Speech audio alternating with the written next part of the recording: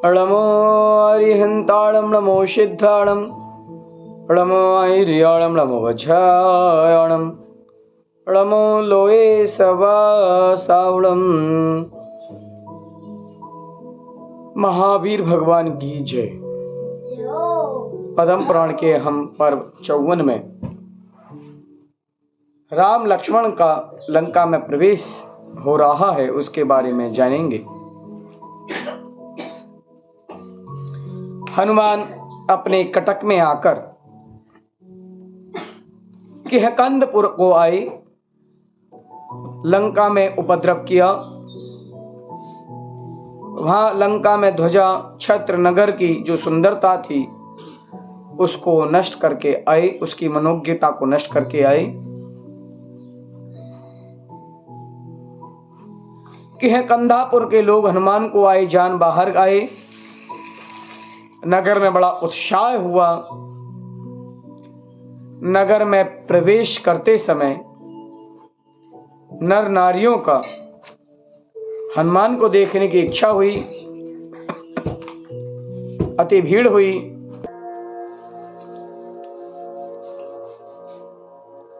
हनुमान को देखने के लिए नगर में बड़ी भीड़ हुई। जहां अपना निवास था वहां सेना ने अपने अपने पड़ाव डाले। राजा सुग्रीव ने सभी का वृतांत पूछा, सो हनुमान ने पूर्ण रूप से सभी बताया। पुनः राम के पास गए। राम यह चिंतन करते थे कि हनुमान आया है, वह कहेगा कि आपकी प्रिया सुख से जीवित है। उसी समय हनुमान ने आकर राम को देखा। महाक्षीण वियोग रूपी दुख से दुखी देख हाथ जोड़ राम को नमस्कार कर प्रसन्न मुख से सीता की बात कहने लगे। जितने रहस्य के समाचार सीता ने कहलाए थे वे सब विस्तार पूर्वक कहे और सिर का चूड़ामणि सौंप दिया। चिंता से हनुमान का मुख और ही हो गया, आंखों से आंसू बहने लगे। राम भी हनुमान को देख रुदन करने लगे और उठकर हनुमान से मिले। श्री राम पूछते हैं, हे हनुमान, सत्य कहो मेरी रानी जीवित है? तब हनुमान ने नमस्कार कर कहा, हे नाथ, जीवित है, आपका ध्यान करती है। हे पृथ्वीपति, आप सुखी हों, आपके वियोग से वह सत्यवती निरंतर रुदन करती है। नेत्रों के जल से चातुर्मास कर रखा है। गणों के समूह की नदी सीता उसके केस बिखर रहे हैं। वह सीता अत्यंत दुखी है, चिंता के सागर में डूबी रहती है। स्वभाव से ही दुर्लभ शरीर है, अब और कमजोर हो गई।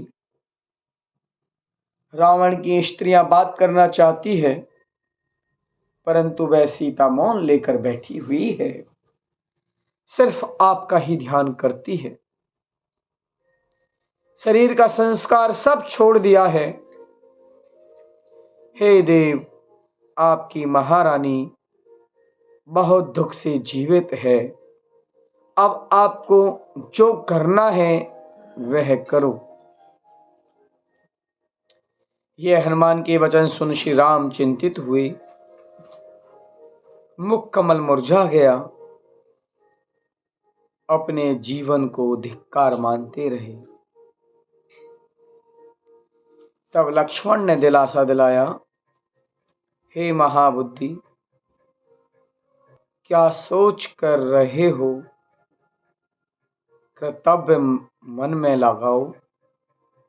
और लक्ष्मण ने सुग्रीव से कहा, हे किहकंधाधिपति, आप महाबुद्धिमान हो। अब रानी सीता के भाई भामंडल को शीघ्र ही बुलाओ। रावण की नगरी में हमको अवश्य ही जाना है। जहाजों से समुद्र पार करें या भुजाओं से। यह बात सुन सिंहनाद विद्याधर बोला, आप चतुर महाप्रवीण होकर ऐसी बात मत कहो। हम तो आपके साथ हैं, परंतु ऐसा कहना जिसमें सबका हित हो हनुमान ने लंका में जाकर उपद्रव किए, सो रावण क्रोधित हुआ होगा। हमारी तो मृत्यु आई है। तब जामवंत बोला, आप शेर होकर मृग समान कायर हो रहे हो क्या? अब रावण भी भयरूप है, वह अन्याय मार्गी है, उसकी मृत्यु निकट है। आप अपनी सेनाओं में भी बड़े बड़े योद्धा, विद्या वैभव से पूर्ण है, हजारों आश्चर्यकारी काम किए। उनके नाम धनपति, भूतानंद, नल, नील, मंदर, अर्णव, जन, ज्योति, दिवाकर, हनुमान, महाविद्याधान, विद्याधरों का ईश्वर, भामंडल, उग्र पराक्रमी, महेंद्र, केतु, प्रसन्न कीर्ति, सुग्रीव आदि अनेक महाराजाओं की बड़ी बड़ी सेनाएं महाबलवान हैं। आज्ञा के पालक विद्याधर वचन सुन लक्ष्मण की ओर देखते रहे और श्री राम को देखा। महासौम्यता रहित, महाविकराल रूप, भ्रकुटी चढ़ा मानो लाल के धनुष ही है। श्री राम लक्ष्मण ने लंका की ओर क्रोध के भरे लाल नेत्रों से देखा, मानो वह रावण को क्षय करने के लिए तत्पर हैं। पुनः वहीं दुष्ट दृष्टि धनुष की ओर गई, सिर के केश ढीले हो गए। दोनों भाइयों का मुख क्रोधित देख सभी विद्याधर गमन करने को तैयार हुए। राम का अभिप्राय जान सुग्रीव, हनुमान अनेक शस्त्र एवं संपदा सहित चलने को तैयार हुए। राम लक्ष्मण दोनों भाइयों के प्रयाण के समय युद्ध के बाजों की ध्वनि देशों दिशाओं में पूरित हुई और मंगसर कृष्णा पंचमी के दिन सूर्य के समान महा उत्साह सहित शुभ शकुन में प्रयाण किया। क्या क्या शकुन होते हैं वह कहते हैं। निर्धूम की अग्नि ज्वाला जो कि दक्षिण दिशा में देखी। हनुमान जी के साथ राम लक्ष्मण जैसे ही रावण के लंका में जाते हैं, वहां बहुत सारे ऐसे शकुन देखते हैं कि दही का भरा हुआ घड़ा देखा, घोड़ों का समूह देखा, वो हिसा रहे हैं, कोई कोई पैर फैले हुए देखे और भेरी और शंख का शब्द सुना, घंटों के शब्द देखे, सौभाग्यवती नारियां देखी, निर्धूम अग्नि की ज्वाला दक्षिण की ओर जाती हुई आवर्त हुई देखी, निर्ग्रंथ मुनि देखे, छत्र देखे, घंटों के शब्द देखे, कलश देखे और भेरी और शंख का शब्द आपकी जय हो, सिद्धि हो, नंदो वृंदो इत्यादि शुभ शकुन हुए। और सुग्रीव के साथी अनेकों विद्याधरों के समूह में आए। अनेक प्रकार के विमान, ध्वजाएं, वाहन, आयुध के सभी विद्याधर आकाश में जाते शोभित हो रहे हैं।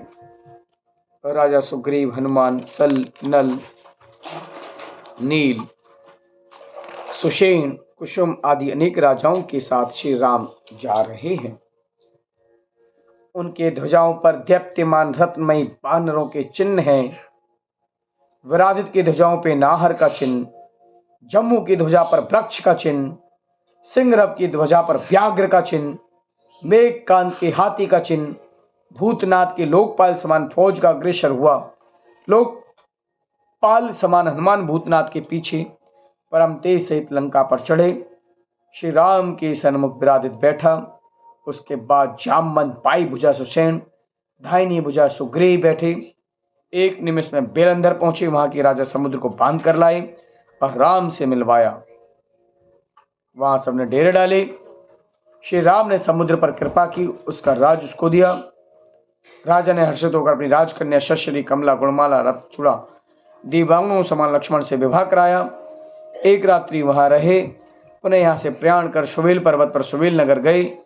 वहां के राजा सुबेल को जीत राम के अनुचर क्रीड़ा करने लगे और वहां अक्षय नाम के वन में आनंद से रात्रि पूर्ण की। पुनः प्रयाण कर लंका को जाने को तैयार हुए। ऊंचे कोट, स्वर्ण के मंदिर, पूर्ण कैलाश के शिखर समान आकार, रत्नों का प्रकाश, कमलों के वन, कूप सरोवर सुशोभित, रत्नों के ऊंचे ऊंचे चैत्यालय, महापवित्र इंद्र की नगरी समान ऐसी लंका दूर से देखकर विद्याधर आश्चर्य को प्राप्त हुए और हंसदीप में पड़ाव डाला। वह हंसपुर नगर का राजा हंसरथ उनसे युद्ध में जीत हंसपुर में कीड़ा करते रहे। वहां से भामंडल पर दूत भेजा, भामंडल को आने तक नहीं निवास किया। जो देश के पुण्य अधिकारी गमन करते हैं वहां अनेक शत्रुओं का जीत कर महाभोग भोग को भोगते हैं। इन पुण्य अधिकारियों की पुरुषार्थ कोई शत्रु नहीं, सभी आज्ञाकारी, जो जो उनके मन में विलास वे सब उनकी मिट्टी में है। इसलिए तीन लोक में सार जो जनराज का धर्म है प्रशंसा योग। कोई जगत को जीतना चाहे वे जिन धर्म को धारण करे, यह वो क्षण भंगुर है, इसकी क्या बात। यह वीतराग का धर्म निर्माण को देने वाला, कोई जन्म ले तो इंद्र चक्रवर्ती आदि पद को देने वाला, उस धर्म के प्रभाव से भव्य जीनो वे सब सूर्य के सदिक प्रकाश को धारण करते हैं। इस प्रकार हमने पर्व 54 में राम, लक्ष्मण, सुषेण, नील, कुमुद, सुग्रीव, जामवंत, परमजीत, हनुमान, भूतनाथ, शल्य, नल आदि लोग लंका की ओर प्रस्थान करने लगे। जा वाणी के ज्ञान से सूझे लोक का लोक, सो वाणी मस्त सदाधिक। हे जनवाणी।